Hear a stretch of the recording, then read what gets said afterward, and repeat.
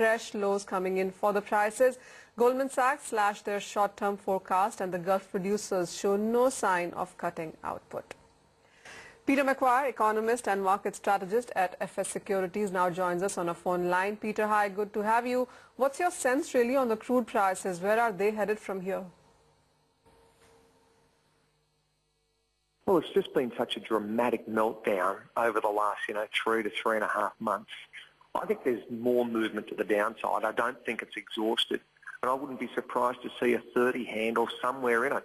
Is it going to be 39 or 31? But I think that's got the capacity to hit that sort of number. And I feel as though that if we don't get a lot of geopolitical in the short term, it could certainly be there sometime by, mid-February, late February. Peter, do you think the producers will do something as they sit on these prices? Do you think the prices will rebound? Is that something they're waiting for? Yeah, I think you'll see some form of rebound. I don't know how heavily you'll go back up to, the $80 or $90 range. I think OPEC remains a very difficult organisation to get a solidarity across the whole framework of everyone's input.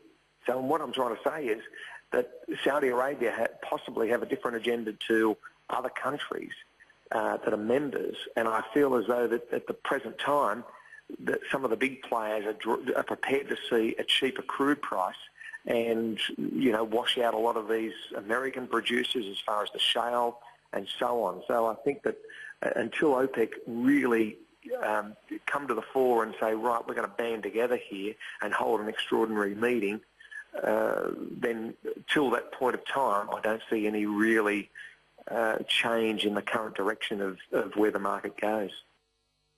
Peter, what's your sense? While we have talked about the lows, what's your sense on the upsides here? Well, you possibly could see going into that northern hemisphere summer season as far as demand picking up.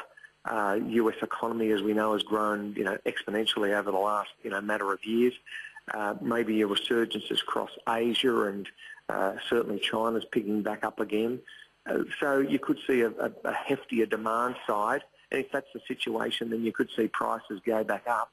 But we've also had a very, very strong uptick as far as the US dollar, and if the US dollar was going to come off against the basket of 10 currencies, then you could see the crude markets go back up. Peter, also the gold and silver have seen consolidation in 2014. In this year, do you see prices giving a return? Are you buying at these current levels? I think you could see some gains as far as gold's concerned. I think there's a lot of still uncertainty in the market, and with a lot of those commodities being washed out from iron ore, copper, base metals, agriculture, of course, and the energy sector, the gold market still remains fairly strong. I feel as though that, I wouldn't be surprised over the short term to take, 1240, 1250 back out.